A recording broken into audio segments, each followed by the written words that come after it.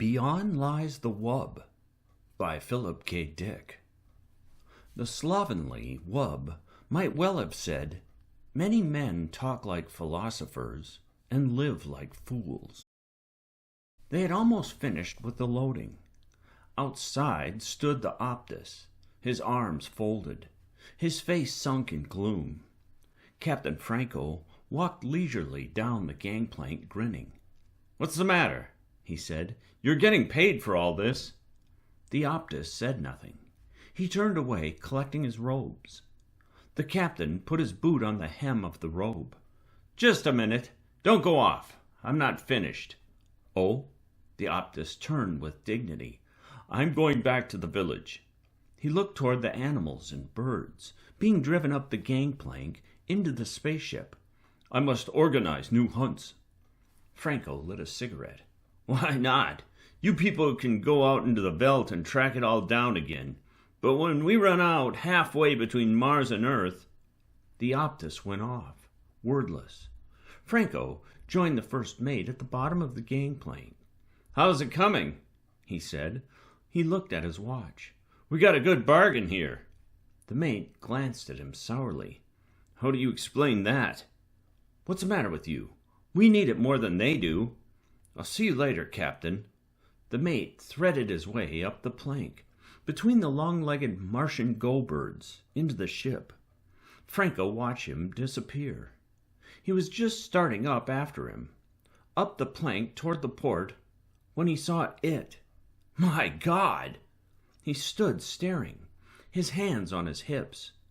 Peterson was walking along the path, his face red, leading it by a string. "I'm sorry, Captain," he said, tugging at the string. Franco walked toward him. "What is it?"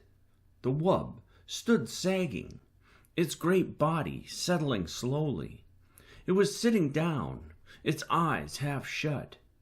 A few flies buzzed about its flank, and it switched its tail. It sat. There was silence. "It's a wub," Peterson said. "I got it from a native for 50 cents. He said it was a very unusual animal, very respected." "This?" Franco poked the great sloping side of the wub. "It's a pig! A huge, dirty pig!" "Yes, sir. It's a pig.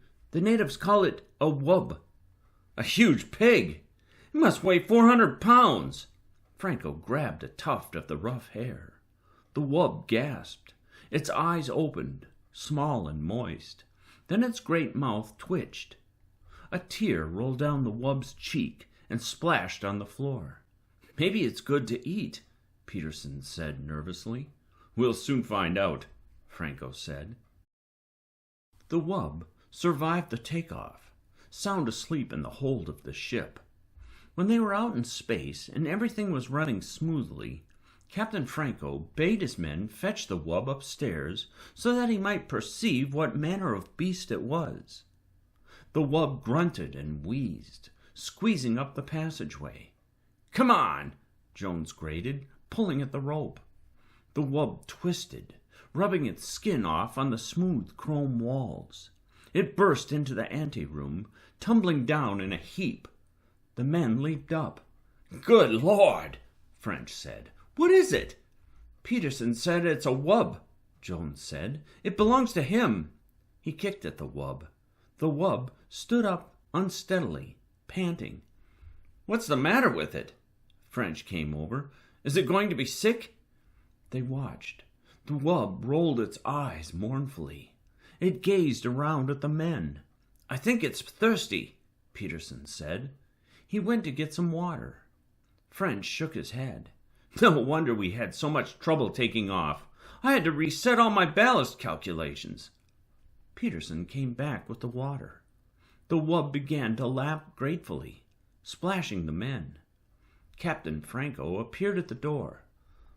"Let's have a look at it." He advanced, squinting critically. "You got this for 50 cents? "Yes, sir," Mr. Peterson said.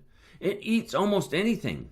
I fed it 1 grain, and it liked that, and then potatoes, and mash, and scraps from the table, and milk. It seems to enjoy eating. After it eats, it lies down and goes to sleep." I see, Captain Franco said.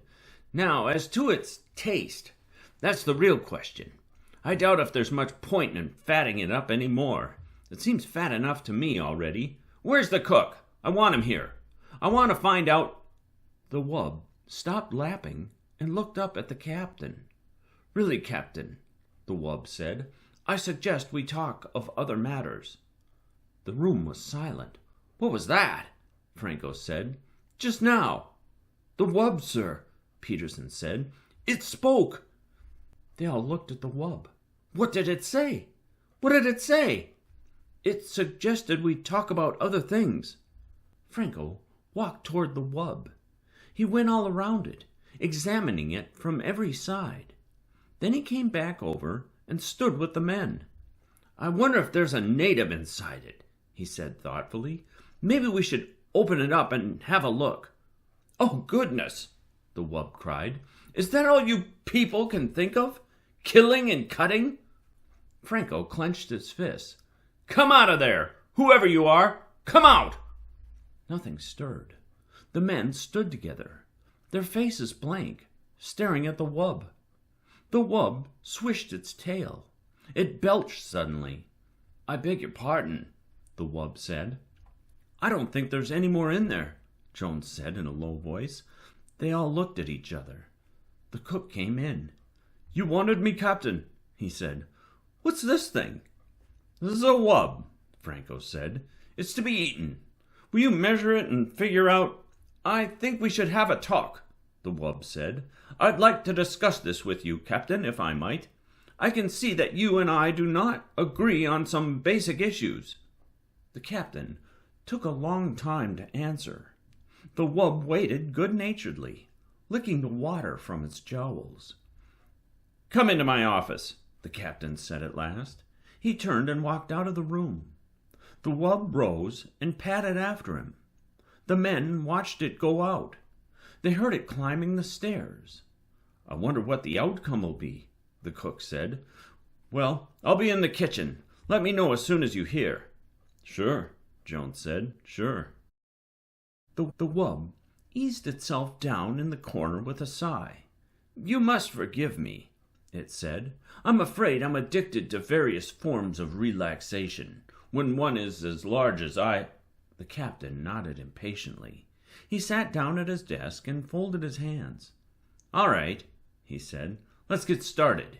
You're a wub? Is that correct? The wub shrugged. I suppose so.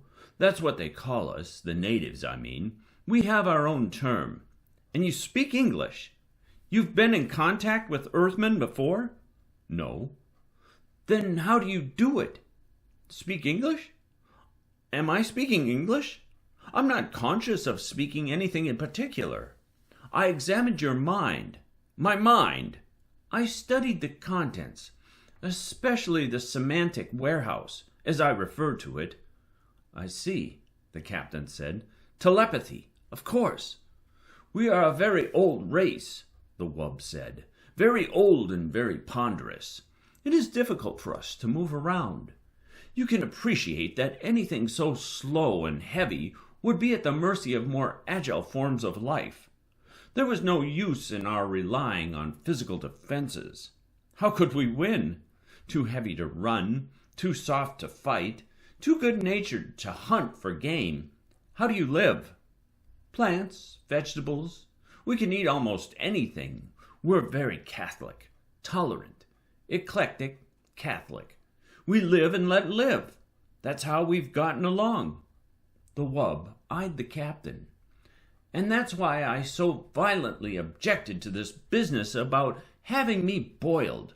I could see the image in your mind. Most of me in the frozen food locker. Some of me in the kettle. A bit for your pet cat. So you read minds, the captain said. How interesting. Anything else? I mean, what else can you do along those lines? A few odds and ends, the wub said absently, staring around the room. A nice apartment you have here, Captain. You keep it quite neat. I respect life forms that are tidy. Some Martian birds are quite tidy. They throw things out of their nests and sweep them. Indeed, the captain nodded. But to get back to the problem, Quite so. You spoke of dining on me. The taste, I am told, is good. A little fatty, but tender. But how can any lasting contact be established between your people and mine if you resort to such barbaric attitudes? Eat me? Rather, you should discuss questions with me.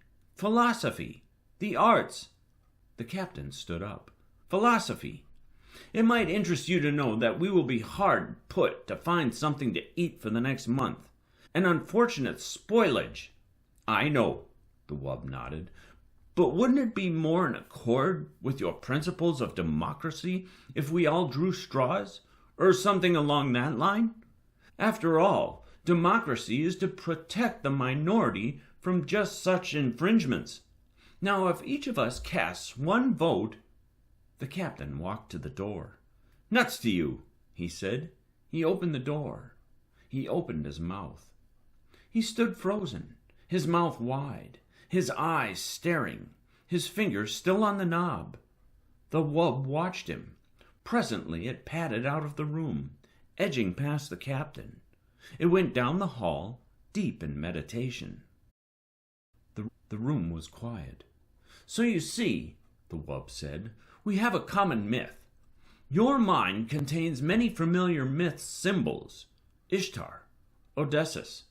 Peterson sat silently, staring at the floor. He shifted in his chair. Go on, he said. Please, go on. I find in your Odysseus a figure common to the mythology of most self-conscious races. As I interpret it, Odysseus wanders as an individual, aware of himself as such. This is the idea of separation from family and country, the process of individuation. But Odysseus returns to his home. Peterson looked out the port window, at the stars, endless stars, burning intently in the empty universe. Finally, he goes home, as must all creatures. The moment of separation is a temporary period, a brief journey of the soul. It begins, it ends. The wanderer returns to land and race. The door opened. The wub stopped, turning its great head. Captain Franco came into the room, the men behind him. They hesitated at the door. Are you all right? French said. Do you mean me? Peterson said, surprised. Why me? Franco lowered his gun. Come over here, he said to Peterson. Get up and come here. There was silence. Go ahead, the wub said. It doesn't matter. Peterson stood up. What for? It's an order. Peterson walked to the door. French caught his arm. What's going on? Peterson wrenched loose. What's the matter with you? Captain Franco moved toward the wub. The wub looked up from where it lay in the corner, pressed against the wall. It is interesting, the wub said, that you are obsessed with the idea of eating me. I wonder why. Get up, Franco said. If you wish. The wub rose, grunting. Be patient. It is difficult for me. It stood, gasping, its tongue lolling foolishly. Shoot it now, French said. For God's sake! Peterson exclaimed. Jones turned to him quickly, his eyes gray with fear.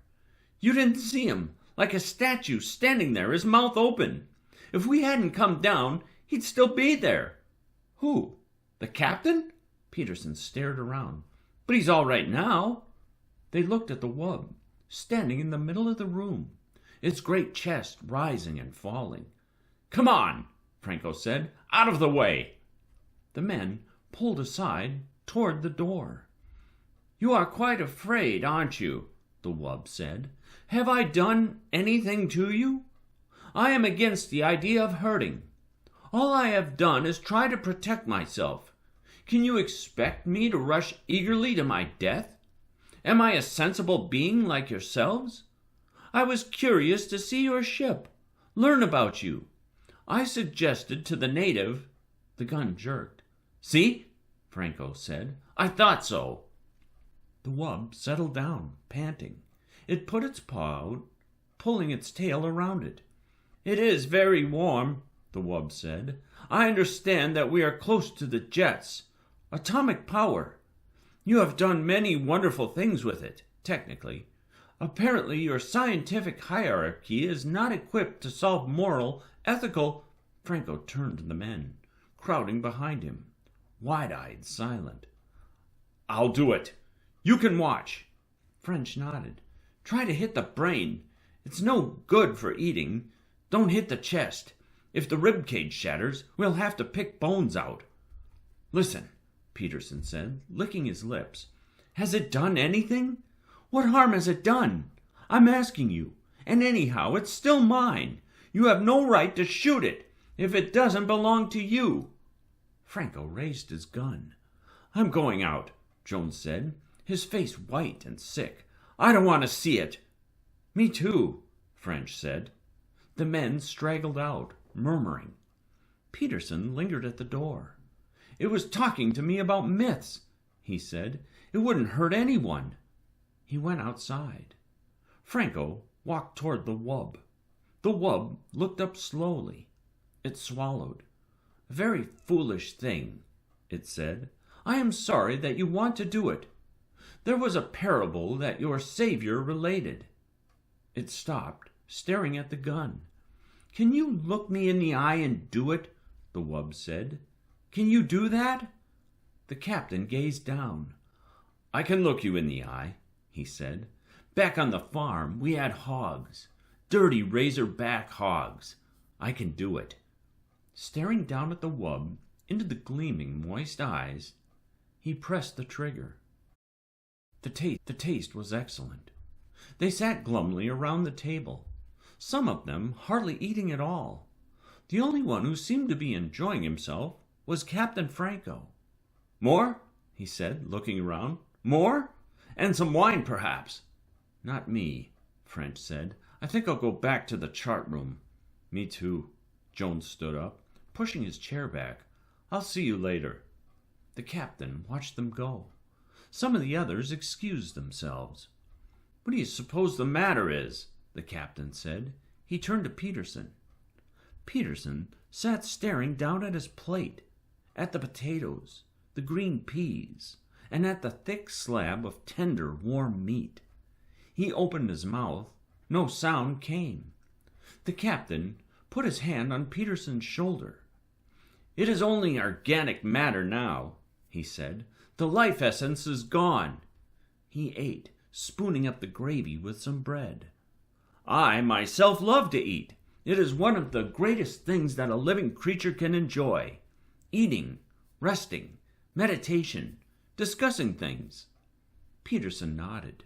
2 more men got up and went out. The captain drank some water and sighed. Well, he said, I must say that this was a very enjoyable meal.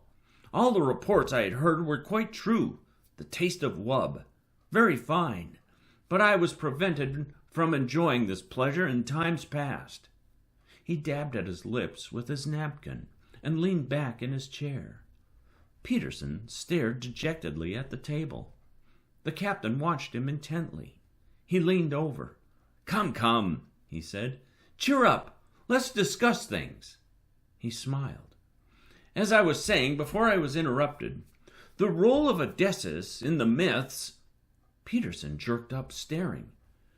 To go on, the captain said, Odysseus, as I understand him... The end.